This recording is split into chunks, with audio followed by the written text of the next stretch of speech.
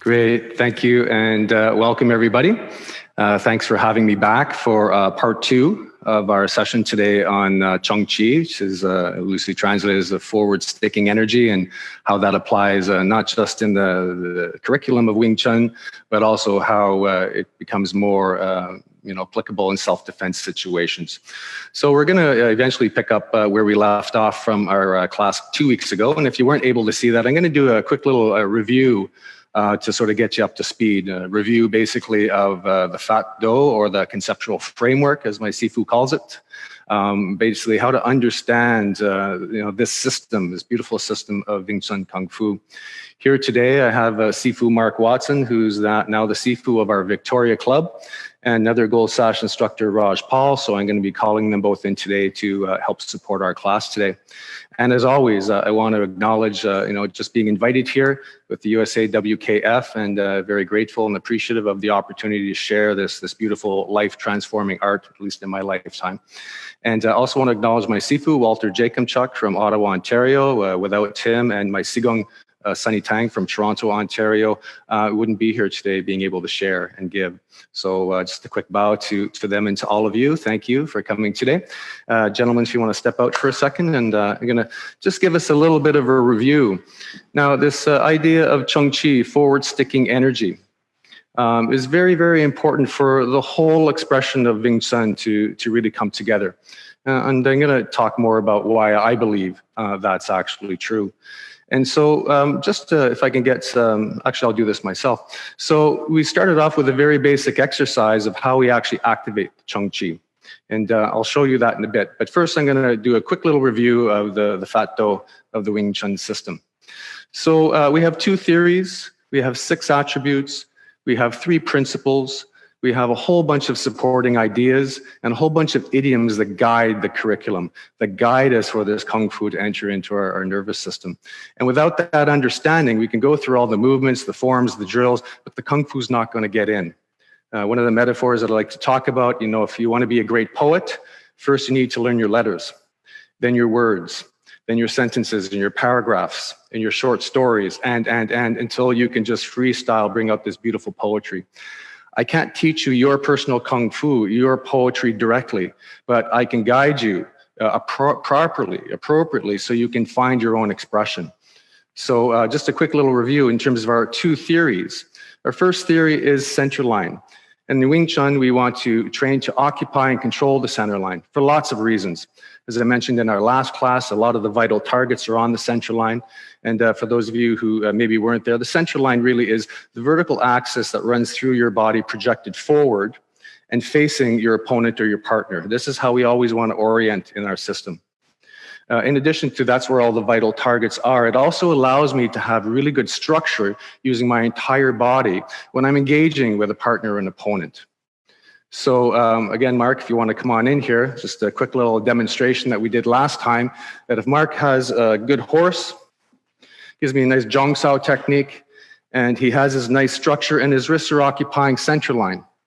Right, and if you can change hands just for the camera here, right? And so right now, Mark has the center line, and even though I'm going to try and punch for his face, right, without any sort of resistance, he just roots his horse, he keeps the structure, he can be relaxed, and he can handle a lot of energy, right? And you'll just have to trust me, I am aiming for his face. And Mark knows he can trust this, so he can relax. And that sort of contributes to one of our other attributes of relaxation and all the benefits we get from that. So structurally, if Mark breaks that shape, he turns just a little bit off center line. So now his center line is aimed here, but his wrist is still on that original line. It takes very little energy, again, for me to take this, right? If I were to step in. So again, this is how someone smaller, maybe they don't have a lot of musculature, a lot of endurance, whatever, they can actually use their whole body, structured and engaged on center line to protect themselves. So that's why we focus on that. Other reasons around the center line is that not only just the structure, but then we start talking about straight line. I'll have Mark come back in here again. All Wing Chun techniques, with the exception of 2, go straight line towards the center line. Now there's a sweet spot on the center line, which is really right at the solar plexus.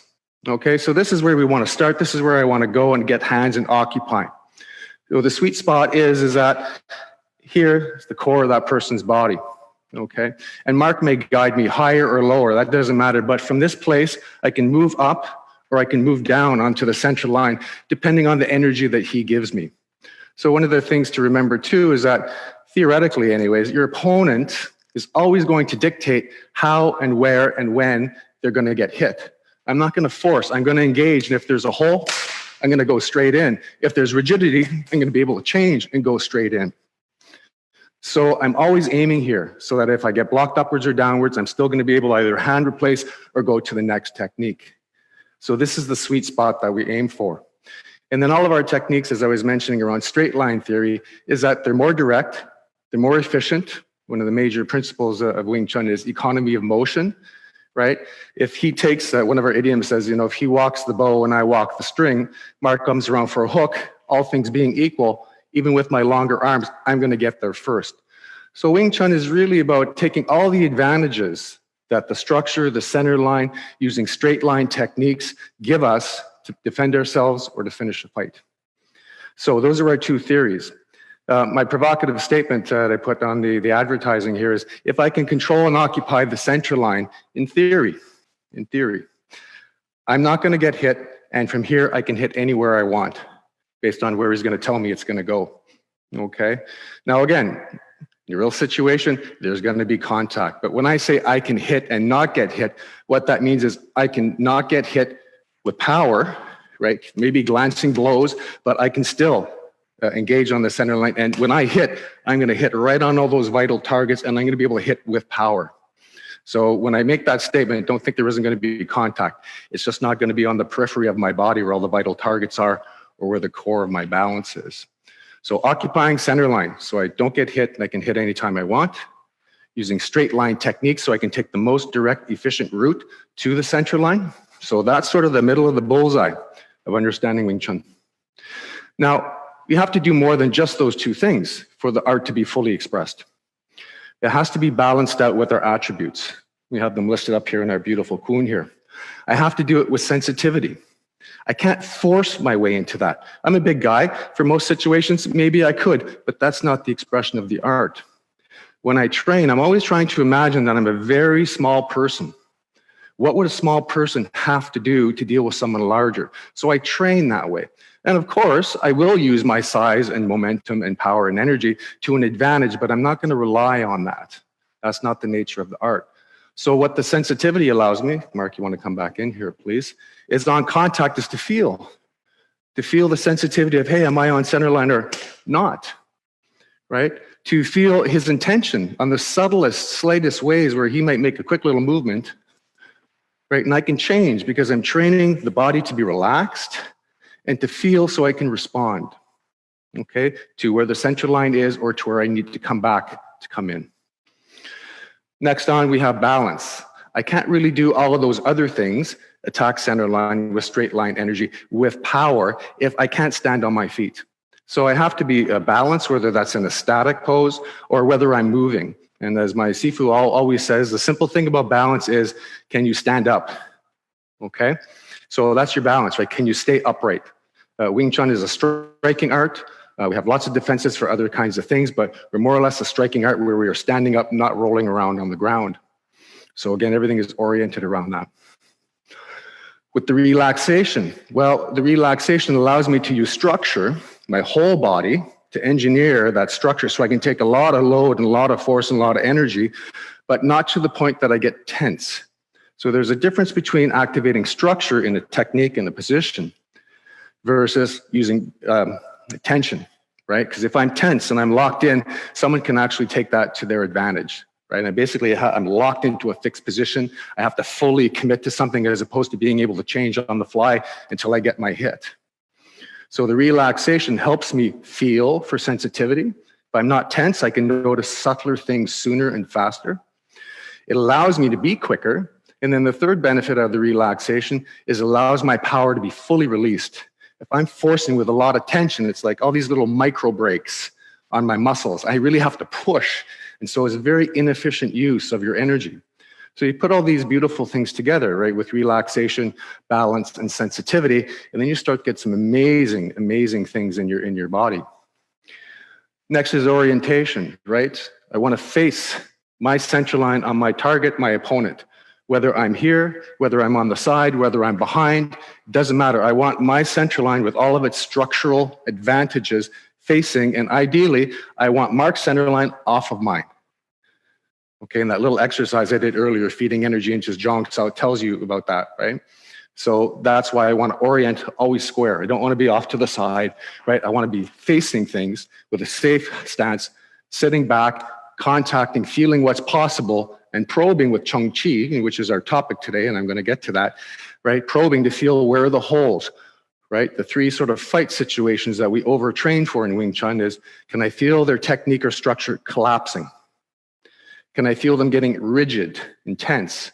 Or do I notice that they leave center line? Because I'm here, and again, Mark takes the bow and I take the string, I'm going to get there first. So these are the three sort of self-defense situations that Wing Chun orients us towards. So I need to make sure that my center line is facing and oriented on my target. Okay.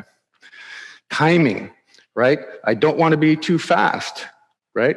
Because I might be drawn into a trap.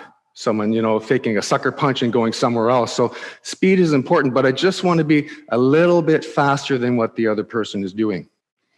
That comes back to one of our sayings I mentioned in our last class. In the orientation on one-on-one situations anyways, I want the other person to initiate. So he or she moves first, I hit first. I want them to tell me what they're up to, right? I want them to commit to something, get hands on center line, feel what they're committing to, and do my thing. And then the last one is coordination.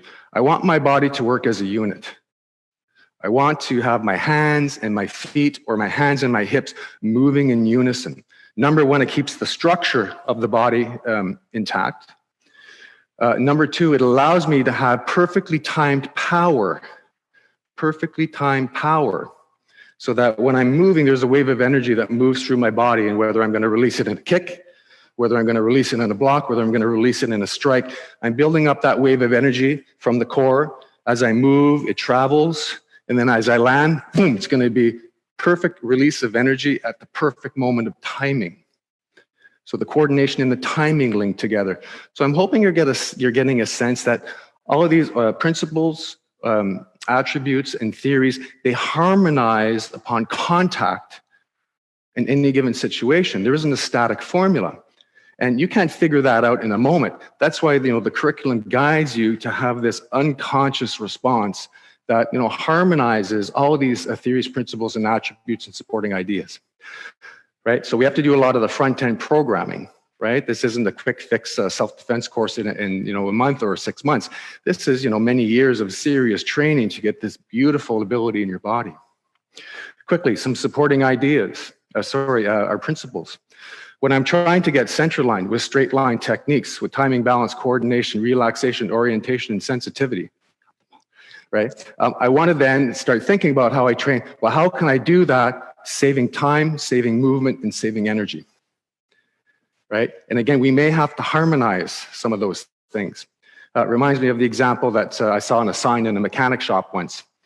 And the sign says, you can get it done well, quality, get your repair done well with really high quality. You can get it cheap, or you can get it fast. Pick two. So the principles of save time, save movement, save energy are sort of like that. And figuring out which is the best combination, well, that's part of the learning. That's part of the training. That's part of having experiences, right? To figuring that stuff out on the floor so that the programming is already there to always find the best combination. So again, on contact, it'll just come out. Many of our supporting ideas, one of which Chung Chi is, that forward sticking energy, hand replacement, Lin Sil Dai Dar, right? Like the hand that blocks hits. Again, that will help us save time, movement, and energy. So we have all these other things, plus our idioms that really bring in the full package of the curriculum. But basically, how am I going to get center line with all these qualities? That's what we're trying to do. Now, I'm going to do a quick little review of what we talked about in Chung Chi before we go into the advanced pieces. And so Chung Chi is this forward sticking energy. Okay, and how do I create that? I want to maintain contact. Like as soon as I get contact with my partner, my opponent, as long as they're on center line, I want to stick onto them. I don't want to grind them. I don't want to force them. I don't want to push them. I also don't want to be feather light, right? Because I don't have enough contact. I want to stick. So it's like golden mean in between. And how we create that comes right from our first horse dance, the Ichi Kim Young Ma, right? Where we open up. I sink my knees to keep a low center of gravity. I thrust the pelvis forward and I squeeze the adductors in the upper thighs just below the groin. And you can try this again at home if you want to play with this. So it's a little pulse of a squeeze. Okay, so thrust the pelvis, squeeze the adductors. In addition to actually giving you this forward sort of energy that moves from the danxian, from the core towards the extremities, by doing this, it also binds the upper and lower body together. That creates that Wing Chun structure I was telling you about. This is a very foundational piece. If my Yichi Kim Young Ma is broken, the whole structure of my Wing Chun stances is lost. And all those wonderful things that we want to put together, it's really difficult to maintain those without the binding of the upper and lower body together. This is what also gives those smaller people an advantage, so that they're using their entire structure of their body as they bring energy through techniques, blocks, strikes, kicks, whatever, as opposed to, you know, I've got a big, strong arm or a disintegrated kick or leg. So they're bringing their whole being into the situation, where someone else just might be using brute force or aggression. No skill, no integration, none of these qualities. So try this if you want to, right? So sink the knees, kick the heels out, toes in, squeeze the pelvis, squeeze the adductors, and then you can release it. And you can squeeze it, and you can release it, and then you can squeeze it. So that just gives you a felt sense. So I'm going to have Mark and Raj come in here, and they're going to actually practice the sticking energy, the Chung Chi, with the Dan Chi Sao, single hand Chi Sao. Chi Sao is the sticking hand practice that is the signature of Wing Chun Kung Fu. This is where we really train the hands to be on center line with all these qualities that we talked about. There's a set call and response with these movements, right? They're playing on the center line, they're leaving the center line, they're returning. One person is initiating, one person is responding, so there's sensitivity there. They're using relaxation, not force. They're going slow so they can feel things. And so there's many things they could actually focus on with this simple exercise. They could focus on center line. They could focus on straight line. They could focus on relaxation. But right now, I want them to have that pulse of sticking energy, maintaining sticking contact all the way through the exercise. This is how they can start to get this into their body, into their nervous system, right? And they can feel that, right? And the person who is leading, they might ramp it up. They may give a little bit more energy. The other person has to respond with appropriate sticking energy, not force with the arms. This is the artfulness in this practice.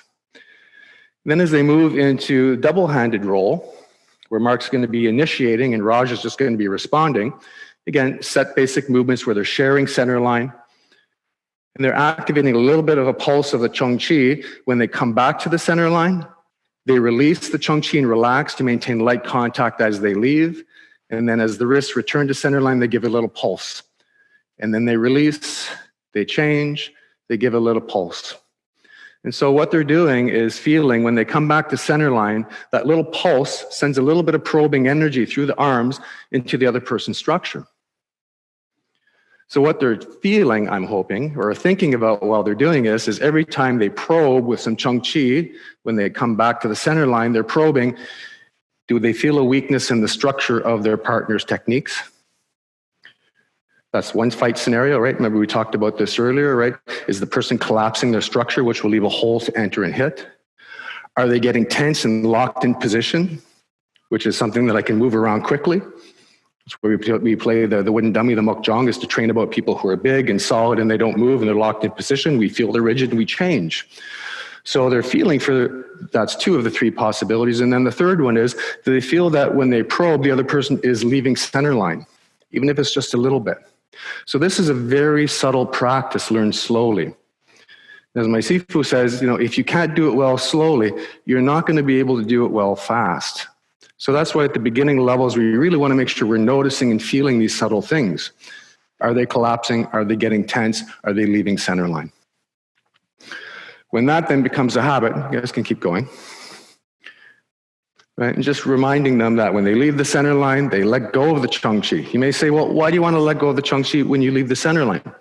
And Raja, if you can step out, please, and I'll demonstrate why. So, little pulse of Chung Chi on the center line. As we leave the center line, because we got 4 hands here, we have to share. But when we come back, another pulse. And I relax so I can have light contact to feel what my partner's up to in the middle of the roll. And then when I come back, I check it out. I release to feel, have light contact, I check it out. If I keep forward sticking energy on the roll, it becomes very grinded, forced. But the other thing too is if there's a hole here when we change. So if there's forward sticking energy, guess how my hole gets much bigger. Okay, so I don't want to stick the whole way through, just when I come back and probe and I relax, and I come back and probe and I relax, and I come back and probe and I relax. Now, when I change, I want to keep the light energy, because if Mark decides to do something in the change, I can respond very quickly, because that sticking energy isn't keeping me trapped. I have light contact so I can feel, and if he again does something, well, then I can change. Quicker, faster, easier.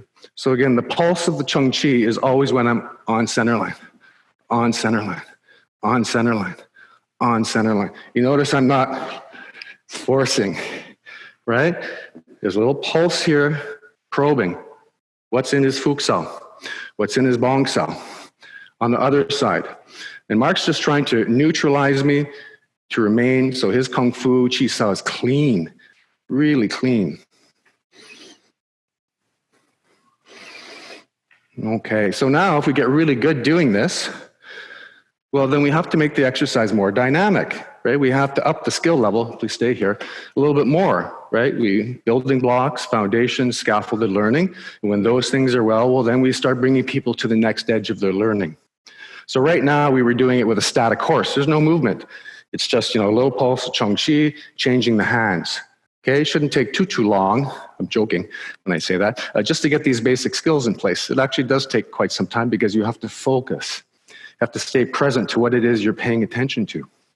Instead of when we're rolling, blah, blah, blah, blah, blah. Hey, what'd you do last weekend? And just going through the motions. Kung Fu will never get in if you do Chi Sao for 20 years, if you're not focusing on the Fato. So, because we're going to do a little movement, come on in here. So now we're going to actually start moving the horse with the shifting forward stepping energy. Chun Ma. Or Mark will be responding with backward stepping energy. Toi Ma. So I'm basically pushing and pulling his horse to see, well, hey, can he neutralize and stay on center line while I'm actually moving his horse, and probing as I move him, and changing, coming in and sticking, right? So now as Kung Fu gets really good, nice, oh, now I had a hole there and he had one. So again, you notice I'm not forcing, coming from here. You can imagine, like, if you had a belt on, that your movements from Wing Chun are like someone's grabbing you from the belt and pulling you forward. Right, you're moving from the core. So the upper body can be light and relaxed, the lower body can be dynamic, but here is solid. So when we're pushing and pulling the horse, I'm checking with more forward energy, is there a hole? Does it get tight? And I would go at a speed that I can feel that question every time I roll, even as things get more dynamic. I'm probing, right? Mark's really good. Takes me a while, here we go, right? So now I got this in here because it's Fuk Sao, got a little off center line. So that's one of those 3 things that we're feeling for. Are they leaving center line? Are they collapsing? Are they getting tense? And then when I feel I can come in with the horse, then I can go into the attack.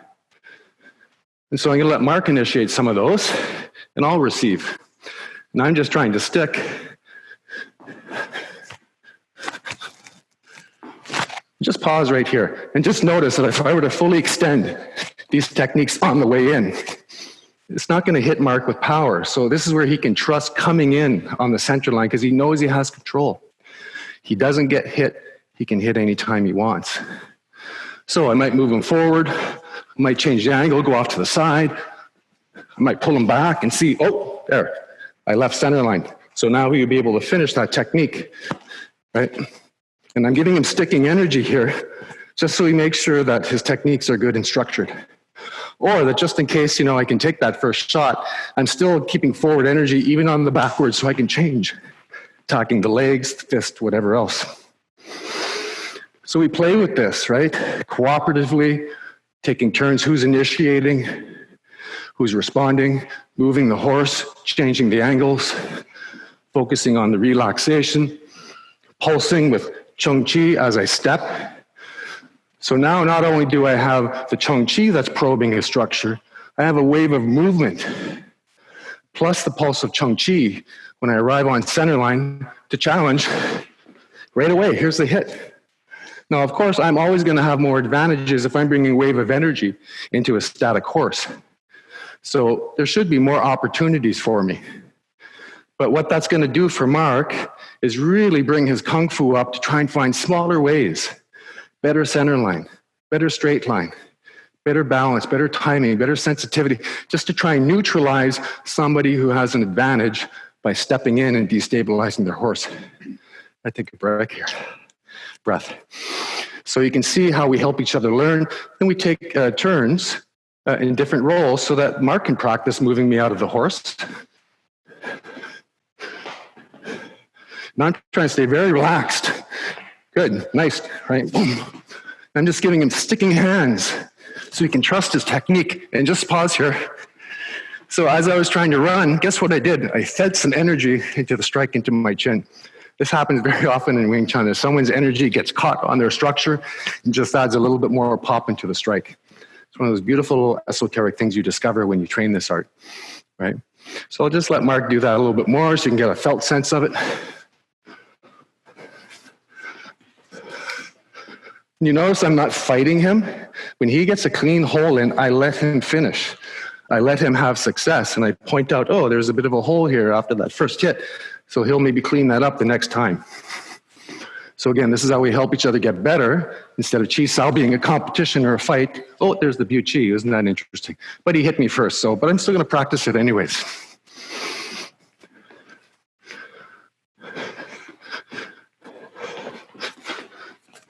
Nice. Good. I'll extend, give him some Pun Sao energy to show, hey, your techniques were good. You can trust that. No, let him finish 2 or 3 techniques. On center line, hand replacement. Okay. Stay here, please. So a question might come up for you is, well, how does Mark know how to do all those techniques? Where did all those, sequences come from? They don't come just naturally. Right? So part of your Chi Sao process is actually programming sequences of reasonable logical techniques where I'm allowed to actually do that programming now so that when I feel a hole or rigidity or someone leaving center line, those techniques will come out naturally because I programmed them. Now, what I program is just going to be good enough structure to the center line. In a very dynamic situation or a fight, I'm probably not going to do a really clean Gan Sao or Po Pai or whatever, but they'll be good enough. Okay, so we're not going to be looking like Ip Man and Donnie Yen in the movies. It's going to look a little more realistic. But the point is that all your techniques have a point of structure to help you block, control, or maintain center line. And it just has to be good enough to not get hit with power. But I'm training to put the perfect techniques in so that whenever I'm triggered into a response, it'll be that much closer to perfect. Okay, I hope that makes sense. If you have any questions, save them for the end. We're going to leave a little bit of time for that. So maybe you want to write them down now, because I know it's a lot of information in a short period of time. So we start practicing. How do I program? So Mark's just going to be cooperative. He's going to let me practice 3 techniques in sequence. Right? And I can probably do Tanda with a shift, then maybe I'll do a Ganda with a Chun Ma forward step, and then maybe I'll transition into a deeper Hyun Ma step with a Po Pai and move him out. Awesome. I get to do that a whole bunch of times to time the entry of the Tanda. Fist on center line, wrist goes with the shoulder to maintain structure. I want to enter a little bit deeper. Maybe he gives me the sticking energy that doesn't quite let me get the clean hit, but then I learn how to change and go to the next one. Okay, so that's 3 possible ones. Might do some other ones. Might do Jongsao, Lapta, Ganda. I'll practice that again. Over and over till all these programs work out, right? I can do single-handed attacks. Jutta, change, right? Tanda to the lower body. Things that make sense, things that flow logically. I'm not going to do a technique where I come over here and then I'm going to come over here and then I'm going to come back here. It's like when I'm from one position here, boom, and Mark stops me with a tansao, right? What was the quickest way for me to save time, energy, and movement to try and take back the center line? Well, I could come over here, but that's a lot of movement. I could force, that takes too much energy. I could do a quick jutta. Jut, sink the arm. Da, hit. So I'm feeling, if Mark's really rigid, appropriate technique is quick little wrist, sink it, clear the line, and hit. So we can sequence all kinds of logical movements that allow the sequences to flow. So again, this is not going to be scripted in a self-defense situation. But again, if I practice and program these enough, and I'm probing, and then I feel a hole, this is dropping and this is leaving center line, then I'm going to hand replace with my Jongsao. For me, that's the quickest way to get it. Little hip action in there. And then from here, straight line, center line. Okay, back to the elbow. That seems reasonable. But if he's pushing me off, then I'll change. Okay, so again, there's a sensitivity and feeling of how Mark wants me to hit him. So for the most part, he's actually being very cooperative because, as my Sifu said, and I've said earlier, if you can't do it slow,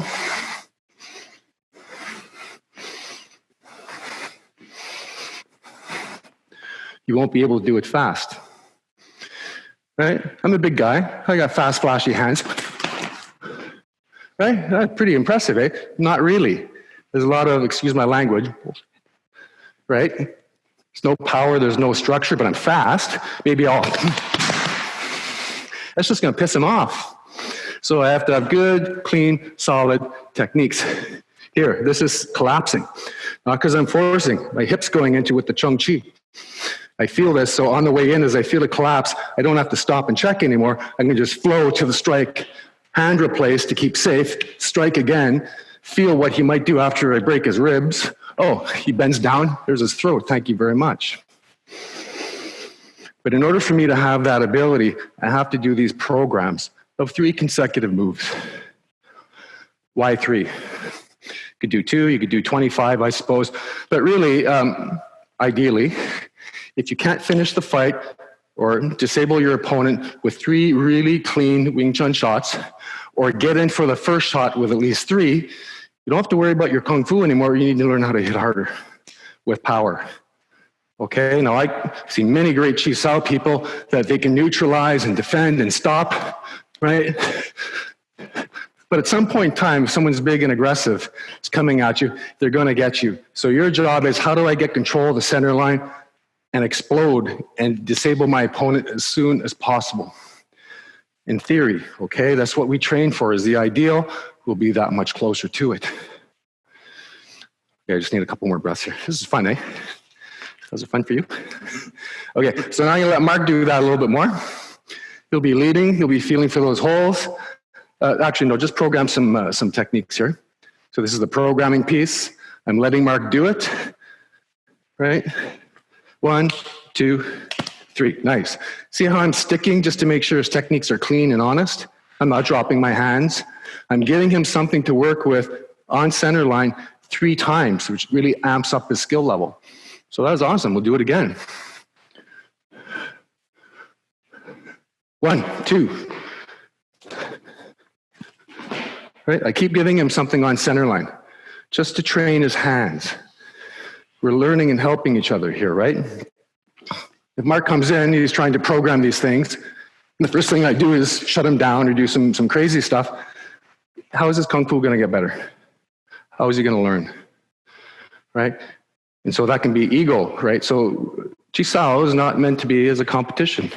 It's not meant to be as a fight with your partners. They're going to get frustrated. They're not going to like you. They're not going to gain success. They're not going to continue to train. So we want to keep building each other up through these cooperative, yet incrementally more and more dynamic exercises.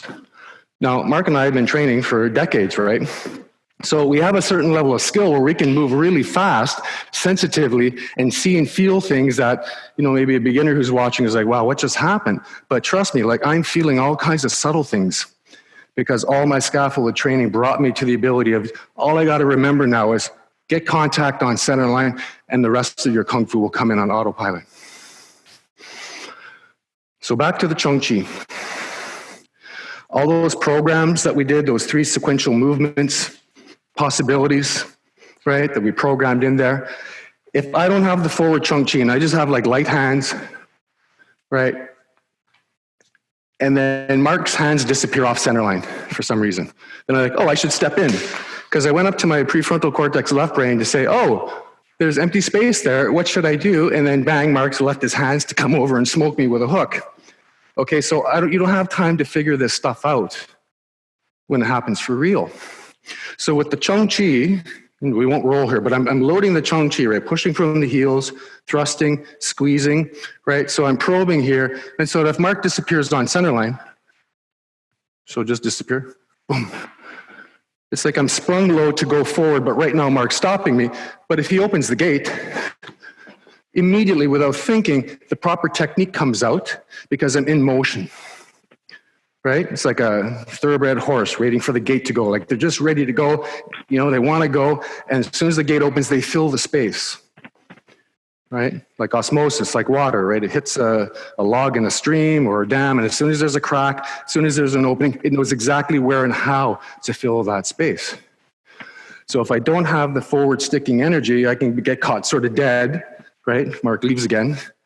And then bang, I'm done. So I'm just going to ask him to just disappear one or both hands. I won't even look what he's doing. Okay? Because I'm loading the Chung Chi, and as soon as I feel him leave, the techniques come in. Controlling the center line. See the elbows down? Not up here. Leaving this, right? Down. Fully extend that now. Hard. Put your hip behind it. Okay? So again, I don't get hit. I can hit anytime I want.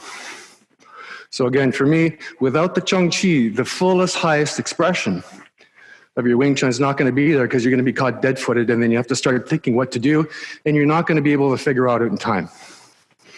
As soon as there's a hole, you need to fill that space on center line, straight line energy, timing, balance, coordination, relaxation, orientation, sensitivity, saving time, movement, and energy.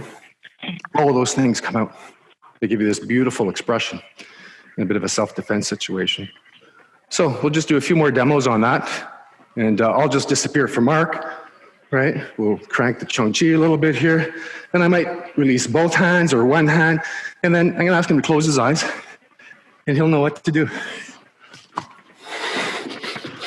Okay, we go back with his eyes closed. Right? I might want to come in and do a hook. Okay, so he just fills the space. And if I'm doing the circular movement and he's coming straight line in, doesn't matter if like my fist is right here by the time he makes full contact. Right, but you can't stand there, right? Like if he drops his hands and just stands there, right? Like you're gonna get hit. So you can imagine now, you've been training maybe Wing Chun for a long time and you haven't really focused on the Chung Chi and how critical it is for the expression of all your training to come out without thinking, without really good reactions. Well, I think my microphone got... Okay. Thank you.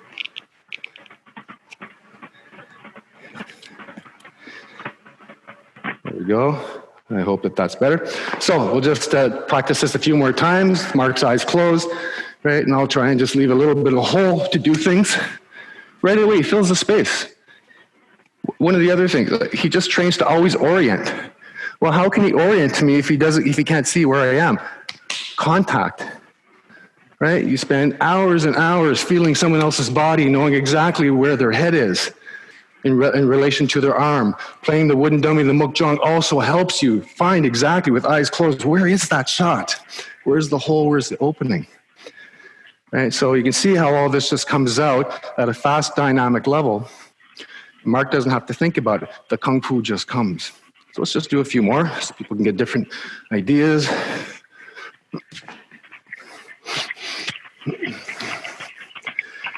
And I know that Mark's skill level is such that he's not even waiting for the disengagement. He feels me retracting and he's already filling that space, right? Just pause there. It's not like he feels it's gone and then he goes in. It's like he's pressing against this technique, right? His heels are wanting to get in, not forcing, just like waiting for the opening. And then as soon as it's there, he fills the space. And his arms maintaining contact with the sensitivity to make sure that he doesn't get hit, but I do. Okay, checking the time here. No questions? Okay, good. So then we can get into some very dynamic Chi Sao, where Mark and I, we've been doing this for such a long time.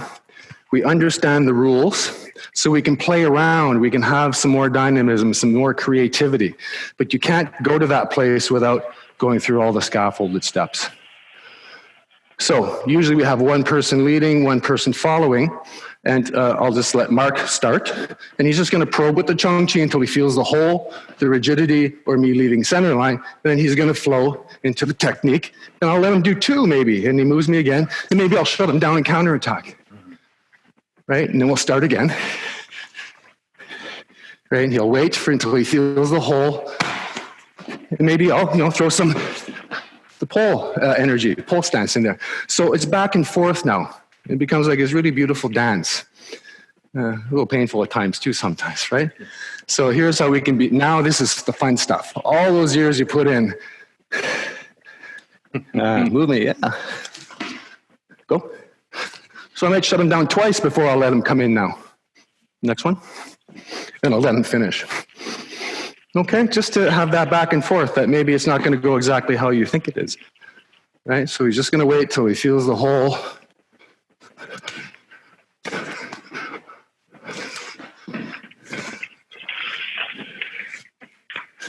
And again, given this, if I ever feel a hole, I'll feel energy. It's pretty clean.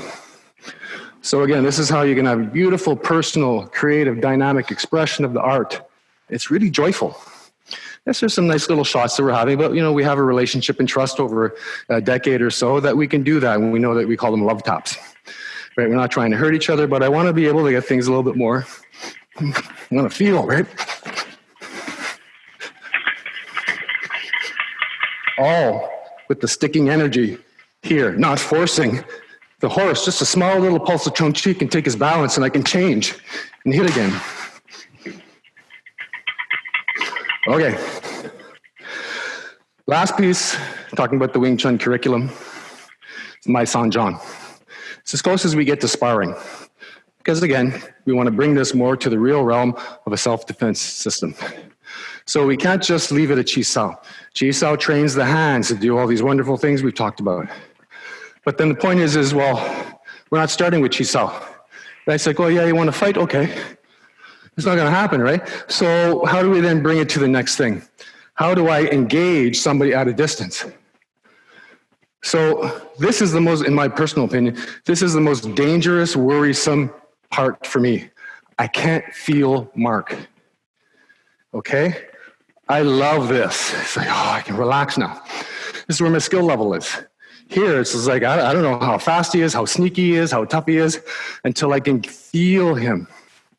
Right? He can lie and bullshit and do all kinds of things, but on touch, he's telling me exactly what's going on in his body, and I'm training to respond to that. So I want to be able to smartly engage somebody if they're attacking me. And remember, in Wing Chun, they move first, I'm going to hit first. So I wait for them to initiate, and all I'm going to do is sort of like a dance. I want to go to the center line with good horse, sitting back, hands forward in Zhong Sao positions. That's the Mai Sang Zhong, aimed at the sweet spot on center line. That's the only thing I got to remember in a fight. Step in and put the hands there. And trust that all the training you've done in the past on moment of contact will come out for you. Okay, so that's the Mai Sang Zhong. So we start off on a basic level. And again, you're going to need the qigong, so the Chung Chi, the sticking energy, to help support your success here as well. So Mark's just going to be a really cooperative partner for me. He's just going to stand there so I can just get my timing and distancing well to, on one step, boom, get contact and control of the center line. Now, control of the center line means wrist past wrist, not hand on hand. Hand in hand, we're still like fencing. Wrist is like, I have the control. I can now use this as a lever. Okay, and then I'm also going to feel as I come in with energy and the Chung Chi, right? Does he collapse? Does he get rigid? Does he leave center line? Those are the three things I'm always feeling for because I'm trained to respond for those three situations. So on contact, if Mark is rigid, I'll feel that. And just like the mukjang, when I attack the mukjang, it'll bounce me back into a new position, into a new line, and I'll hand replace, and I'll come in and do the next one. I'm not being greedy or impatient, like, okay? If I force that and Mark just steps back at the last second, okay, I'm on the ground, it's over with. If I come in and do that and Mark just steps back, I can change, I can square up, do whatever I need. So I'm coming in smartly, I'm coming in safely. I'm keeping my weight mostly on the back part of the horse, so the front hands are probing. Yes, there's some structure there in my legs as well, right? So that if I feel contact with the leg, I can step through because it's light, it's probing. My bongurk, right, will deflect his leg off center line. My hands will deflect off center line. Again, you notice I'm just using structure to probe, collapse, and feel, and then when I feel the hole, then I'll go. So I enter smartly. So at the beginning again, just come in, get the good timing, do one technique, move him, change, second one, maybe a third. We go back.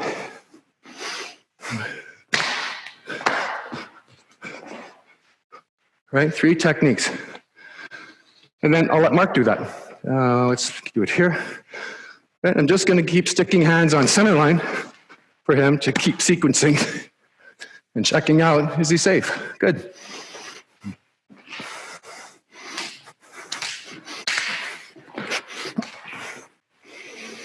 So he learns how to have confidence around going straight into the center line. Let's be honest, I mean, fight is obviously going to be a very stressful situation.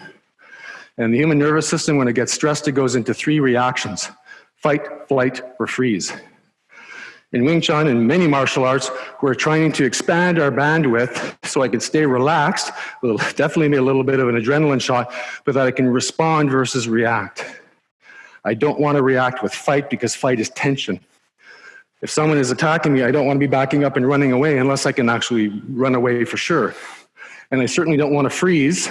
And that's what many people have when they're faced with aggression. It's like if you don't train that freeze response out of you safely, incrementally with your brothers and sisters, it's not going to magically show up in a situation where you need to actually go straight into the eye of the hurricane. Right? The periphery of that hurricane is like, I don't know, I can't feel. When we come in, it's like I'm in that sweet spot. It's all calm. It's all like chaotic around me. Okay, this is where Mark wants to go all over the place. I'm in this sweet spot. I'm relaxed. Right? I can use hips, horse, arms, do what I need to do. Right? Pulling the trigger on the explosive hit right at the last second where I know he can't get away. Here, he can do lots of things, fight, punch. Okay, but if I get this kind of penetration, he's not going to get away from this. Now, it's not like I'm going to stop and then decide, oh, can I hit him and do it? For real, it's on the way in, I'm going to know, can I pull the trigger? Right on contact, that gentle little probe, I'll feel the collapse, and I'll just bring the horse to continue to sink on it and pile on, and then pull the trigger. So my Song John, right? So I'll let him come in a few times. Awesome. Then we reset. And he's always engaging with the Zhong Sao on center line first. That's our entry technique. It slices through. That's the nature of the Zhong structure, is it allows you to get that wrist in. Other techniques, if I move from Zhong Sao to Tan Sao, once I'm in, I lock the door. It's very hard for Mark to push laterally back into my Tan Sao. This big guy, look at these pipes, right? He really pushes with the arm strength. Look how relaxed my hand is, right? So I can move and explode. So the Zhang Sao gets me in, Tan Sao, other techniques will clear, lock the door, sync, whatever I need to do to clear the center line. Again, all those will come out. Now, what if Mark, in a more real situation, doesn't have any hands on center line? He's dancing around, then, well, what am I going to do? Right? I'm going to go straight in. Right? I'm not going to hesitate. If there's a clean line on center line, I'm going to go in. Now, if he has hands on center line and maybe his Zhang Sao goes up a little bit on contact, well, then he's bringing this hand that wanted to go to the sweet spot, but I'm not going to force it. If that's where he wants to go, he can guide me right up to the hit there. Sorry, Mark. Right? And then the same thing here, he actually brings my hand down, and I'll go for the lower shots and then hand replace back to the sweet spot. So I'm always aiming for the sweet spot, but you may not actually end up there on your first move, second or third. And then last little progression in the Mai Sung Jong would be, we're not going to be just waiting for it. One person is going to initiate, and then both people are going to go at the same time, throwing the Jongs out to the center line to get some felt sense of what's going on. Whoever gets the center line gets to finish the 3 sequential moves. So I'll initiate. Okay, Mark's got the center line. I let him continue. And I figure, okay, what did I do? Was I not square enough? Did I not hit the center line? Right? Did I not have enough energy? Was I not sensitive? And said, okay, now I'm going to try that again. Maybe do better. Okay, so now it's mine. Let's just go back in slow motion. We came in. This Zhang Sao got collapsed and moved off center line. I locked the door at the Tan. I replaced with a blocking punch to control the elbow and hit in one movement. Okay? Now I feel all those little things because I've been training for a long time, but when you watch, you're like, wow, that was fast. How can you feel that over time? And so we keep practicing different angles, different entry points. Okay, so I've got center line here, controlling this. This one's free. So boom, 1, gives me hands on center line to work with. 2, move them again. 1 in the low guts, sorry, Mark. Someone should buy him a virtual beer for all the shots he's taking. Right, so then we'll try again. Okay, Mark's got it. Move me.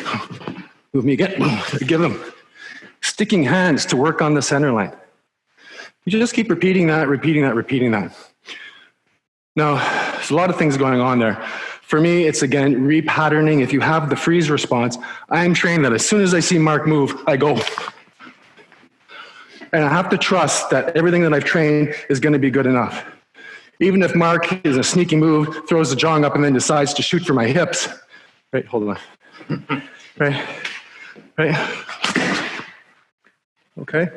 You notice my stance widens. My Zhang Sao got pushed into a Lan Sao where there's structure. He can't reach these legs. I'm still upright. I'm not bent forward. If he pulled back really quickly, I'm on the ground. Right in that moment here, the forward sticking energy is still there tracking. If he pulls away quickly, I can follow. If he stands up straighter, I can do it too. So I'm always matching, and the Wing Chun horses from the pole will allow you to do it at a low level while still having forward sticking energy, or if I'm upright in our typical stance. Okay. Whew, come on, Raj, please. So about 5 to the hour. Well, if you have any questions or comments, you can send them in the chat function or pass them on to me. Otherwise, thank you again for inviting us back here. It's a lot of fun for me, and I hope it was helpful for you. So again, have a great day. Gentlemen, bow to everybody. Thank you.